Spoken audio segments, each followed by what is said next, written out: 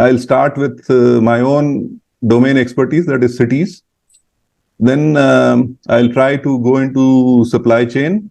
Then I'll try to go into supply chain because, nowadays manufacturing is not manufacturing. It is, in many companies, it is called supply chain, because manufacturing is only one part of the total customer to end to end, from where the material starts and where the customer ends their use of that material as a product that your company made.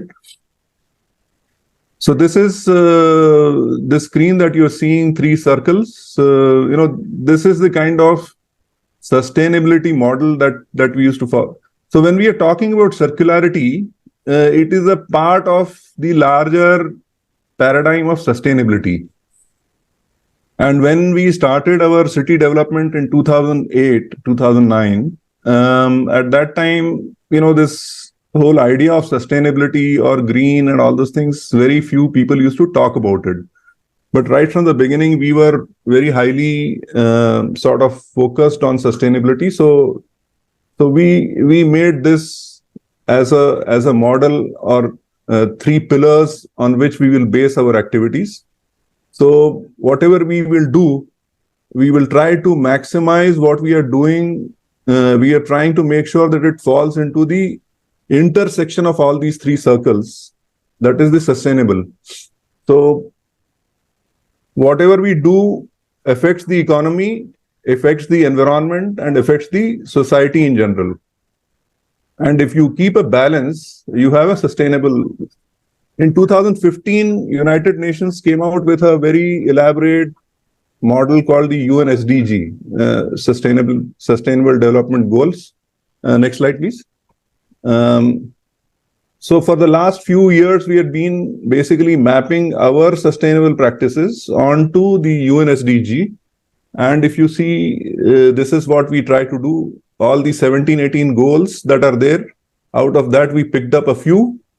And in each one of those goals, so the right-hand side of the screen, if you see, all the goals are listed. Then below that, there are 6 selected goals. And each of these 6, we will expand and sort of map it onto, or let's say, map our activities onto some of these areas, and we'll try to make sure that whatever Sri City is doing, how we are going towards compliance to or satisfying the United Nations SDG goals. So 2015 to 30, by 2030, our country wants to become net zero, and many companies want to become net zero. We want to reach this thing. So we are all trying to use this as the framework on which we will focus our sustainability on. Next slide.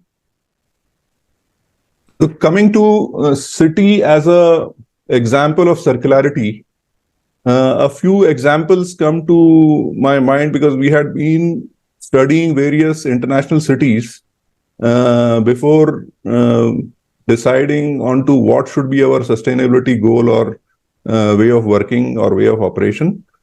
So if you quickly, I have just selected 3 cities. One is Amsterdam.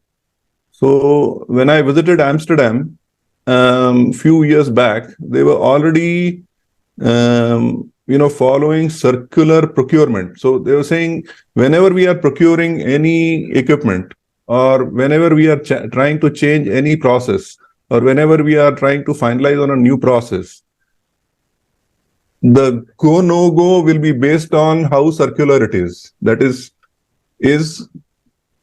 are we able to put in some circularity element into it?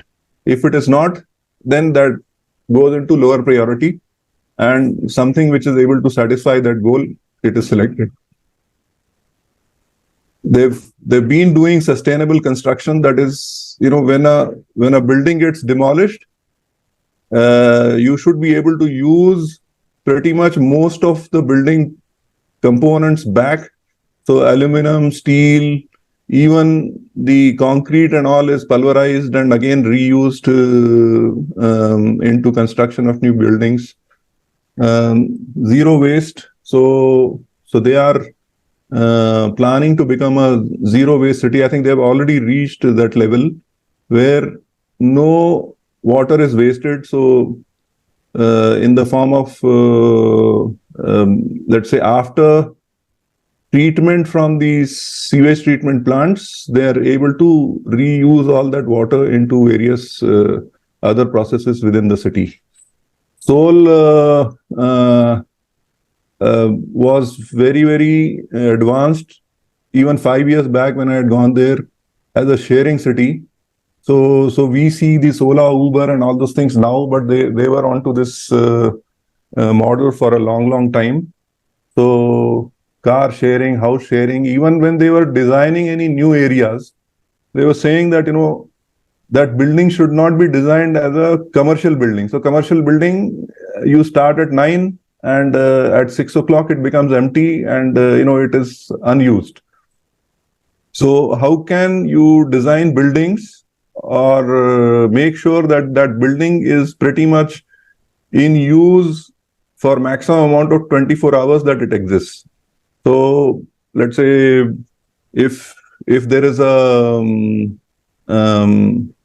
commercial space, then that it tries to get converted into some kind of a restaurant or convention center or bar or pub or something like that, and that's how they were trying to make their buildings live more number of hours every day, reduce consumption and waste. They had been very, very advanced even 5-7 years back. Now, of course, they are considered to be one of the most smartest cities. Those days also they were almost doing completely all the non-recyclable waste they were converting into energy. They are fortunate because it's a city which is falling into cold climatic zone. So, whatever you're not able to recycle, you can burn and generate some heat, and you can use that heat for district heating or something like that. In India, we have other set of problems that, during summer, if I burn something, what do I do with that heat? I need, in India, we need air conditioning, while as they need heating. San Francisco had a zero waste model even 5 or 6 years back, what I'm talking about. So all these cities, now there is a word for it, circularity. But at that time, people were already doing practicing circularity without really, using the word circularity. And that is what you will realize that, various words are coined, but the thing is, as a common sense practice, a lot of people are already doing it. Next slide. Next slide, please. So now, if you see, most of the FMCG companies are now getting forced to get into this extended producer responsibility. That means, since much of what they produce goes into packaging and then it goes to the consumer, after the product has been consumed, what do you do with that packaging? Or are you designing a more sustainable kind of packaging material by itself? Or are you having method of collecting all those sort of used packages and put that into some kind of a circular model and regenerate some of those packaging material. So when I talk about the FMCG industry and food industry a little later, but keep this in your mind that, much of this is driven by this word called extended producer responsibility. That means the full net cost of the packaging waste is now charged to the company some way or the other, directly or indirectly, by the country onto the producer. That's why you'll have Coke trying to collect their used 1 liter and 2 liter Coke bottles back from the retailers, and they are even changing their packaging from one-time use to reusable. Many of them are now trying to come out with models of refill and make it again available to the consumer. So much of what we used to do when we were kids, it is happening again because of this extended producer responsibility. If you have any questions, keep it with you. We will cover it when we are talking about food industry later. Next slide, please. So in the era of circularity and sustainability, the story starts with your design itself. So there are many companies. I'll give example of a company, a textile producer called Patagonia.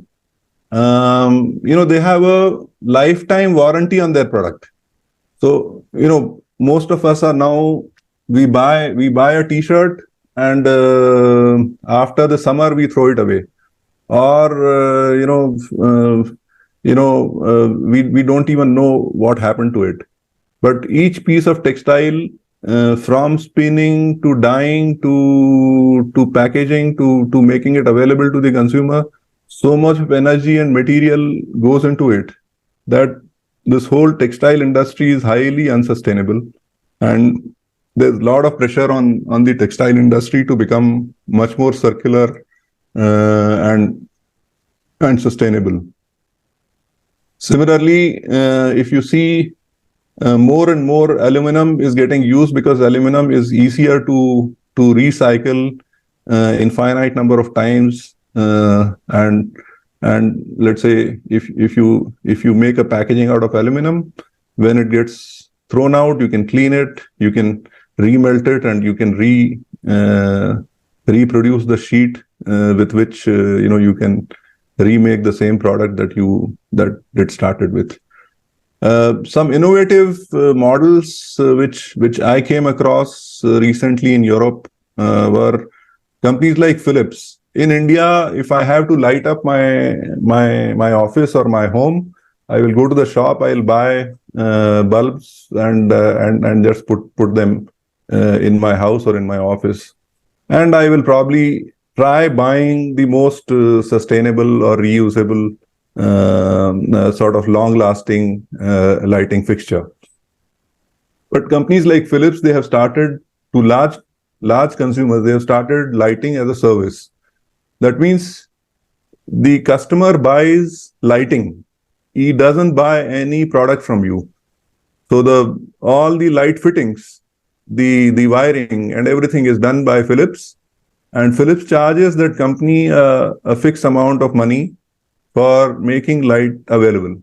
It encourages them to design more durable products, more energy efficient products, and indirectly it is helping the life cycle of that material getting extended by many years sometimes. Many of you may have heard about companies like IKEA, Dell, Apple, Microsoft. They're all following the design. They are rolling in circularity right into their design. So let's say when IKEA designs the product, it makes sure that it can be components can be packed into a flat pack, and this flat pack can be opened by the consumer, can be assembled using simple tools, and it can be disassembled by the consumer and put back into the pack. So as against you make the full product, then the shipping cost is high, packaging cost is high, and if it outgrows the design, if I outgrow the product specifications, I have to either throw it away or discard it, and it doesn't give me much value. So these companies are trying to design such products that circularity gets rolled into the design itself. There are some, let's say, people like Dell. They take old products, recycle, refurbish, and resell also as their reused product line. Even Microsoft Xbox takes back old Xboxes, refurbish, and resell, because new products are coming very fast. Even Apple products also. Apple started 2000 the Apple phone 15, but 13, 12, 11 are still available because these products go back and they get refurbished and they get resold. I spent a lot of time in software industry. In software industry also, circularity is a part of the design. So you see the Android operating system that we use in our phones. It encourages collaboration. It encourages reuse of software and code, and reuse extends productive functionality and life cycle of the code that is originally written as operating system. Software as a service again is very, very popular nowadays. We don't believe in buying licenses. At one time, you'll if you have 500 people in the company, you'll go to Microsoft and say, okay, give me 100 boxes of Microsoft Office. So they will give you boxes with your manuals and CDs and this and that, and then you will start using it in your office. Nowadays, nothing comes. You download it from their website, and it's a sort of virtual product that you are using without let's say generating any footprint on the environment. Next slide, please. Textile industry, again, if you see, most of the good brands nowadays are proudly telling you that 30%, 40%, sometimes even 100% of the cotton used or wool used or nylon used is recycled. So the whole textile industry is now working in a new paradigm. How to increase the life of the product. H&M collects old clothes and reuses that to make new products. Even carpet manufacturers will disassemble their product and use it in making new products. Sometimes the target is even to have zero new material use. So everything they will purchase back old products from the market. They will convert that into a new product and give it to you. Most big brands are now trying to reduce the raw material use, reduce the net new raw material like cotton or virgin cotton, virgin plastics, and they're proudly telling that so much of. And companies are also taking targets onto themselves that minimum so much recycled product I will use. Next slide. The packaging in FMCG, I referred to this earlier, but if you see all major FMCG product like Coke, Unilever, and all those things, these guys, Nestle, they have started taking circularity very, very seriously, because now the consumer has become so conscious about footprint on the environment that he would rather give a premium on cost when it comes to the company which is selling a more sustainable product. So Nestle food waste, they're even redistributing. Nestle buys lots and lots of milk and lots of farm produce and all those things to convert that into their product. Surplus, many times they would throw it away. Now they are not throwing it away, but they are redistributing the surplus to the needy, so that at least instead of wasting it, it is being used by somebody else. Coke is seriously moving into let's say packaging sustainability, because every bottle of Coke that we consume, we are generating a lot of plastic waste. Every time we consume a bottle of Coke, the remaining bottle becomes waste, and that has to be recycled. Now, recycling also sometimes needs a lot of energy, and it is not possible 100%. They are trying to develop plant-based bottles so that if you put them into the soil, it will get decomposed and it will become a part of the soil. Recycling initiatives. Just a month back, I went to Europe and I could see that you could get 20 cents back every time you give the Coke bottle back to the retailer. In Sweden also, they give two Swedish kronors back for a 1 liter bottle if it is deposited back into some machines that they have made, or some retailers are collecting it back, and from there the Coca-Cola company will take it back.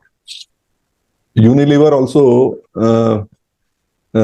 they have started in certain geographies reusing. Let's say we use ice cream, these party packs, 1 liter pack and all those things.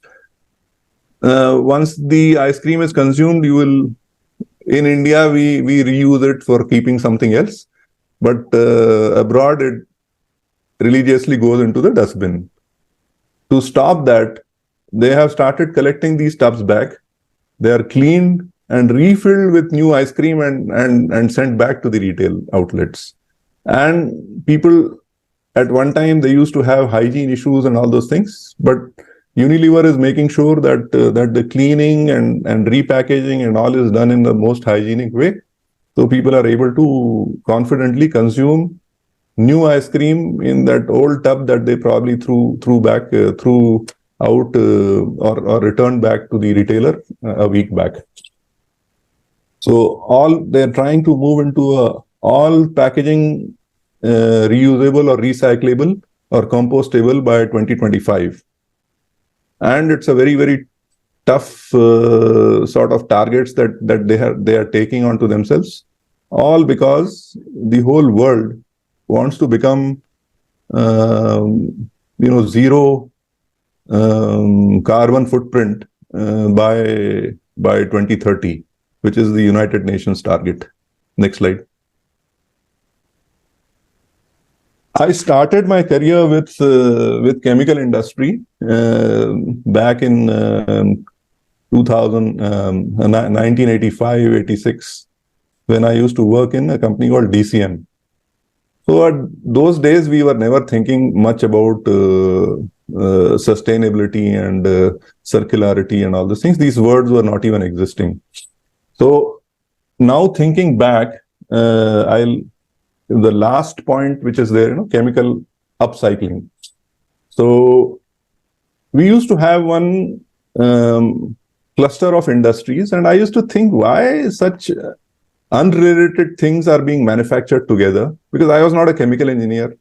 I would only look at it from what product they are making. So they used to have one calcium carbide plant, one PVC plant, and one cement plant.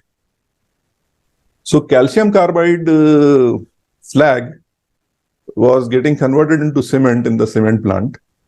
Vinyl chloride monomer that was a byproduct of the caustic soda electrolysis used to go to PVC plant and get converted into PVC.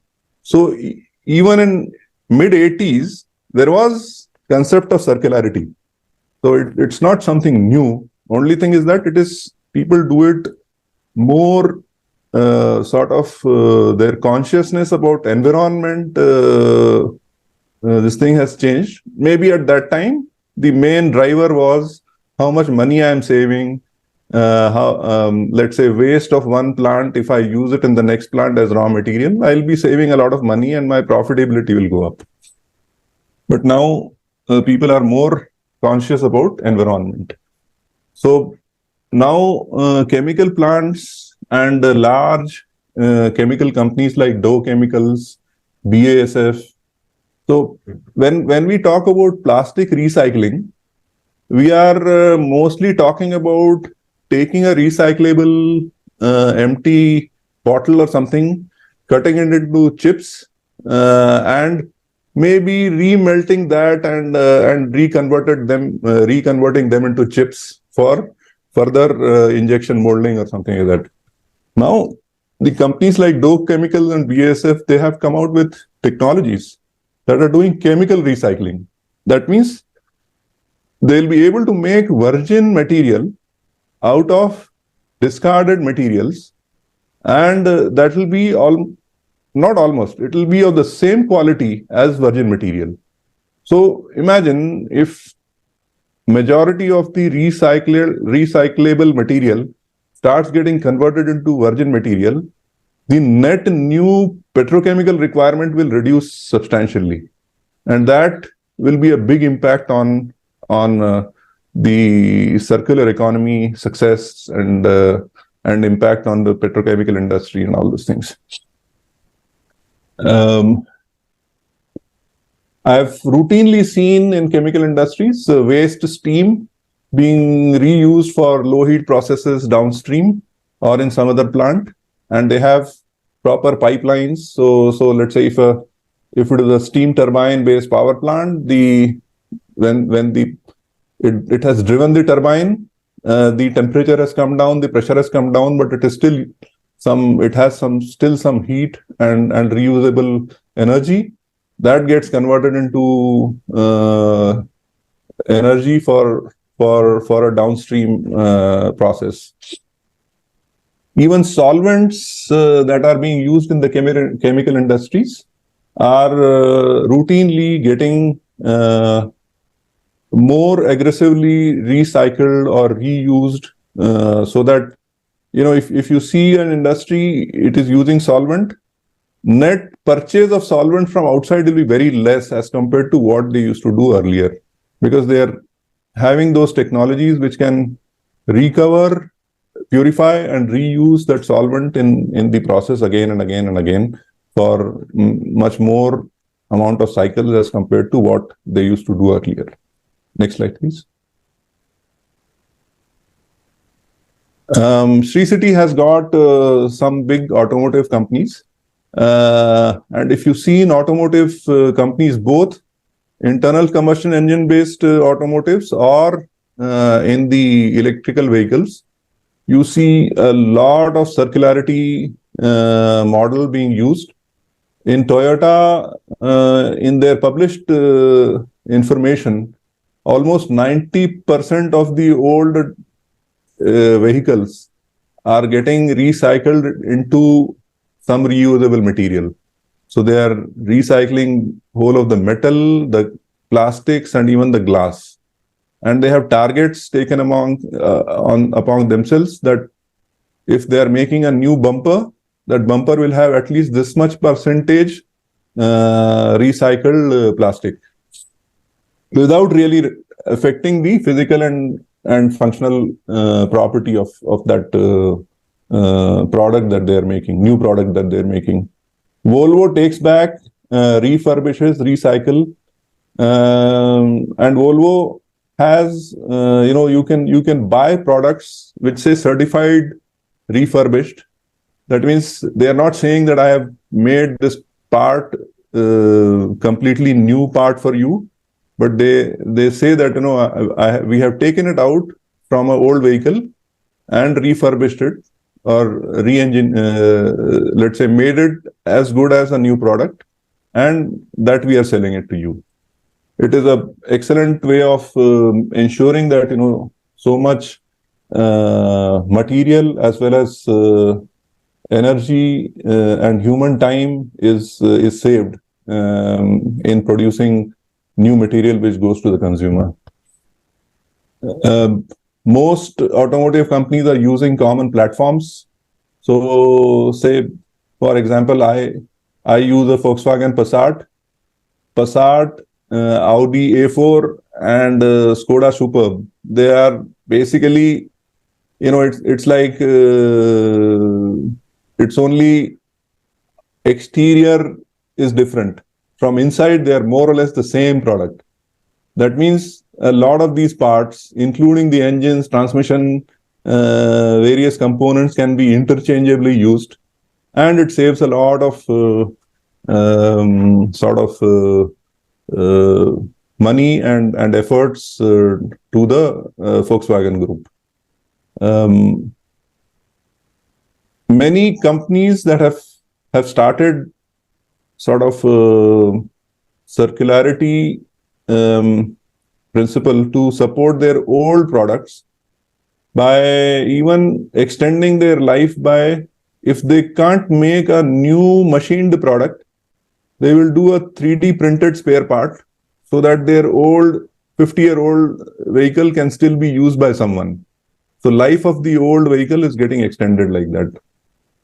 So certified remanufacturing and certified refurbishing, it is not like I'm giving you some substandard or inferior part, but I'm giving you as good part as a new, but I'm saying that it is refurbished or remanufactured. The same thing is being used in EVs also. You see, the lithium-ion battery is very expensive. The lithium, cobalt, nickel, these products are very scarce, and almost there are wars in countries, and all kinds of bad practices in countries to grab these natural resources like lithium, cobalt, and nickel. But if a old battery comes, almost 70-80% of that can be reclaimed and reused in making new battery. And that is what companies like Tesla, or there's a Chinese company called BYD, they have started to do. That means their net new lithium or new cobalt or new nickel use will be much less as compared to all the time buying new and discarding the old and throwing away the degraded batteries. So like this, almost all the automotive companies are using circularity to a very, very deep level within their supply chain. Can we go to the next slide? So even in conventional energy and petrochemical industries, so I have told about chemical recycling of plastic done by BASF and Dow. Bioplastics, a lot of people are trying to develop bioplastics which could get composted and get absorbed in the earth after they are thrown away. Plastic catalyst and solvent recovery I have already covered. The carbon capture and utilization, even certain processes are there where the CO2 emitted in the chemical plant can be captured and converted into construction material. Those kind of technologies are also getting developed.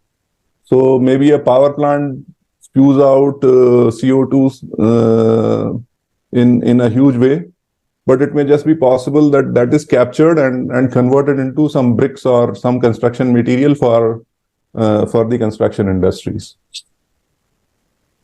Closed loop water management is very common, and my colleague probably tomorrow he will talk about how we are doing closed loop water management in Sri City. So how we are trying to make sure that we have zero impact on environment when it comes to how we operate the city from water point of view. Chemical leasing model or chemical as a service. This has started by many companies. So instead of selling the chemical, I lease the chemical to the customer, and I make sure that my technology is used by them to make sure that after the process is over, my chemical is recovered and reused, and the customer pays for me for all this service. Biofuels, green chemicals, circular packaging solutions, so that, again and again, you are not using virgin material for generating newer and newer packaging. You are making sure that your packaging either is designed for circular, easy disposal, or it is recycled and reused in packaging process. Next slide, please. Even in agro processing and agro industry, a lot of use of circular factors is seen. Nowadays, at least in West, where the high amount of tech, because of the high manpower cost, they're trying to automate it as much as possible. So through use of drones, GPS, tractors that can sense and operate automatically, they're being used for reducing seed waste, fertilizer waste, pesticide waste, water waste, and all these things. Much of that is being used in West, but I'm sure in the coming years it will also come to India, because India is also Indian manpower is also not getting any cheaper. So from this economic viability point of view, it will still quickly become viable in India, but these kind of solutions are available. The organic farming, regenerative agriculture reduces and avoids fertilizers and pesticides as much as possible, so that refusing or reducing the resource comes into picture when you are doing organic farming or regenerating agriculture. This is quite common even in India, that food waste to compost is getting converted. So you see a very common use of biomethanation or composting, and let's say converting waste into either energy in the form of methane, or energy in the form of compost, which enriches the soil and makes it better for further agriculture. So like this in agriculture and agro industry processing also, circularity is becoming quite common. Next slide, please.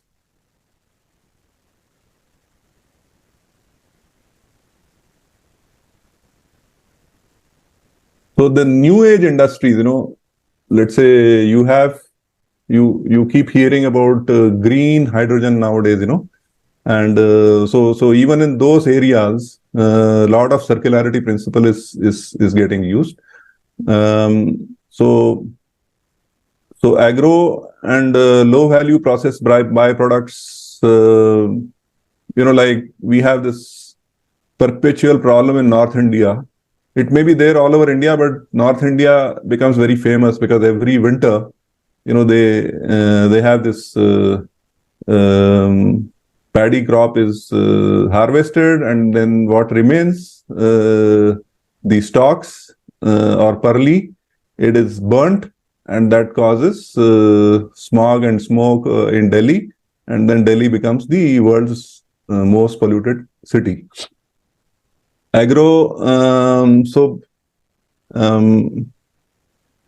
a company for which one of my batchmates is the CEO, called Praj Industries. That's the leading technology provider for converting these low value byproducts from agriculture into ethanol. So, and our transport minister keeps talking about 20%, E20, and soon they want to have 100% ethanol-based vehicles and all those things. It is all driven by this cycle, where you take agriculture waste from sugar industry, waste from agriculture, convert that into ethanol. That ethanol can be blended with your diesel or petrol, and then the net petroleum requirement of the country gets reduced. Food waste converting into biogas or biomethanation and all those things is quite common. It is becoming more and more efficient, and much more compact plants are available nowadays. And we ourselves use sort of almost like it is a container, 20 feet container size plant, which can convert 1 ton of food waste into 300 kilograms of biogas every day. So it's such a win-win sort of situation. I have tons of food waste that gets generated in the city. So more waste I generate, the more gas I am able to generate. And there are n number of people who are ready to consume this gas in cooking, as cooking fuel, or I can even bottle that and I can use it in my vehicles in the city, and use that as a fuel for vehicles.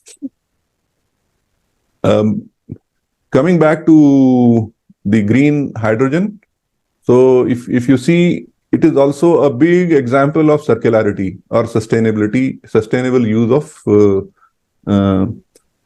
So without using any, mostly hydrogen is getting generated by burning petrochemicals, which is a very stupid way of generating hydrogen, because I burn it and I capture hydrogen, but generate a lot of other pollutants, and it is really only good enough for proving a point. But the thing is, it is not a sustainable way in which I will keep producing hydrogen. The green hydrogen that people are talking about will get generated from renewable energy. So wind, solar, hydro will be used for generating power. That power will drive electrolyzers, and the water will get electrolyzed, and hydrogen will get separated out of that, and that hydrogen can be used as a fuel. When the scale increases, this hydrogen will get sort of concentrated in the form of ammonia or urea, and that will get transported from one place to other place. When it reaches the other side, hydrogen will get separated out from that, and like that, the green hydrogen cycle is what the world is trying to go into. India is also trying to become a big player in this area, green hydrogen area. And we say that, okay, God has not been great, and we have not been given much petroleum, but God has given us a lot of sunlight, a lot of area where we can generate solar and wind power, and a lot of water is there which can be electrolyzed, and I can generate hydrogen. We want to become net energy exporting country in near term or mid term, and this is how the government is trying to become energy exporter. And so with this, I am coming closer to the end of my this thing. And next slide, please. I had heard when I was speaking to Dr. Ghosh that many of the SMEs which are working with his organization, and they are trying to implement circular economy. So I was also trying to look for poultry and livestock industry examples. So circular waste loop, let's say livestock manure to biogas is a proven thing. But beyond that, also there are a lot of possibilities of utilizing, let's say, going forward in circular economy model is possible.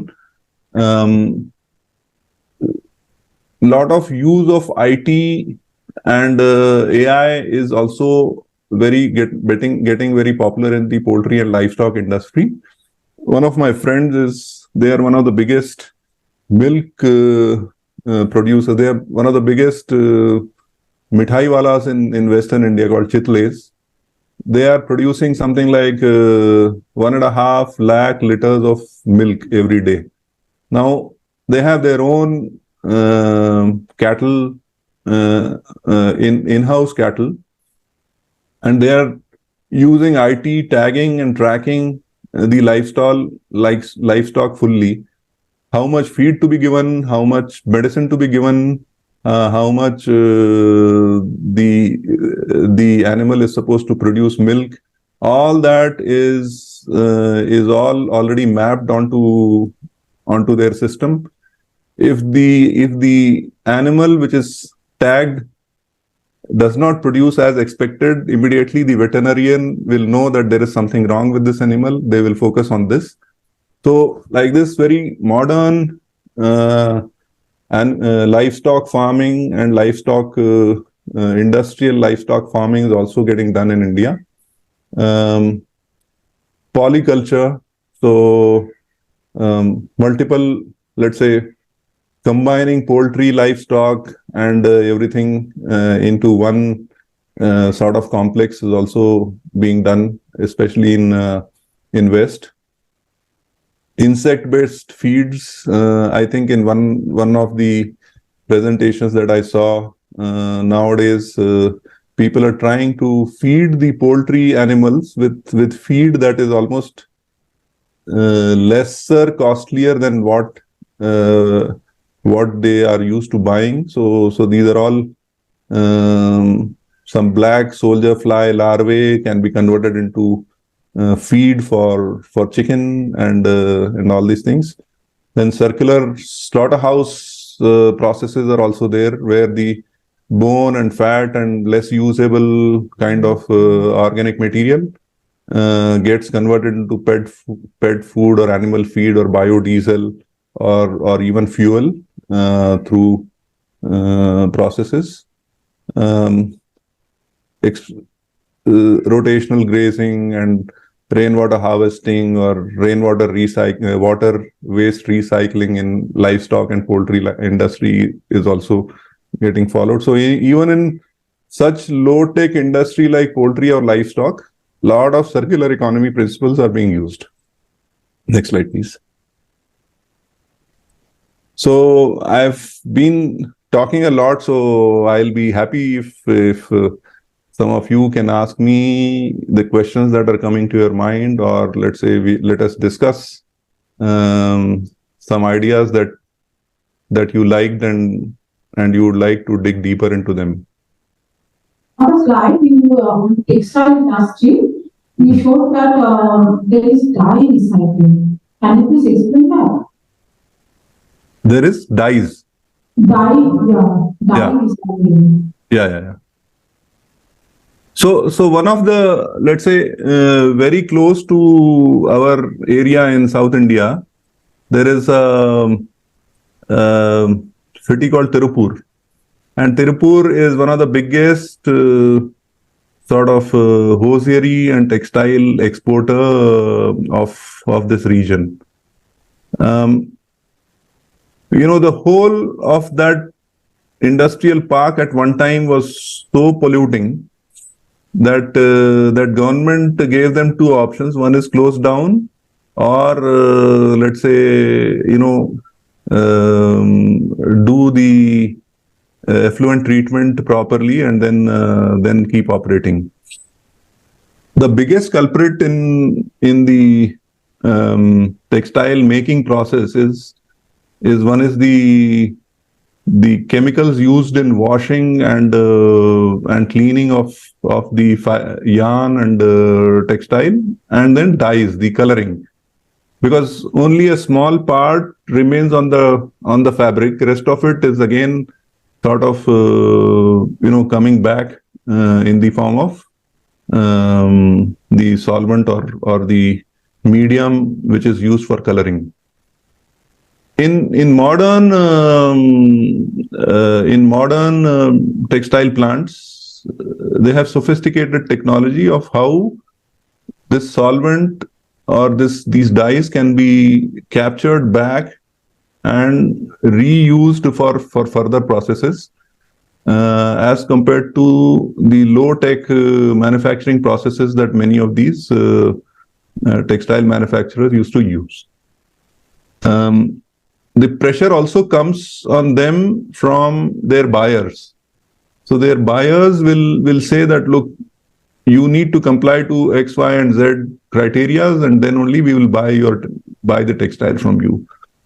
Now, if you go to Tirupur, it has its own full circular economy about water. So they're not throwing away any water.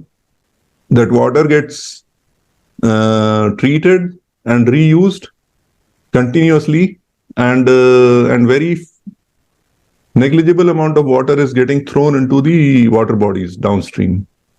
He is providing these schemes, sir, regarding startups. Yeah. And providing land and infrastructure for it. Oh, in Sri City, yes. Yeah. So in Sri City, we have three kinds of products. We have one, you can take land and build your factory and do production. But for SMEs or people who do not have that much capital, we have ready-built factories in which you can rent the factory space and produce your products. Though that kind of model is also available. So it is useful for startups which are not very they don't have deep pockets. When they develop the scale and let's say financial reserves, then they can go for a dedicated factory and all those things to produce. So we have multiple models, multiple products for manufacturing units. And if you are interested in sort of Sri City as a manufacturing location or something like that, then let me know. I will organize the right people to get in touch with you. Thanks. Bye everyone. Thank you for hearing me.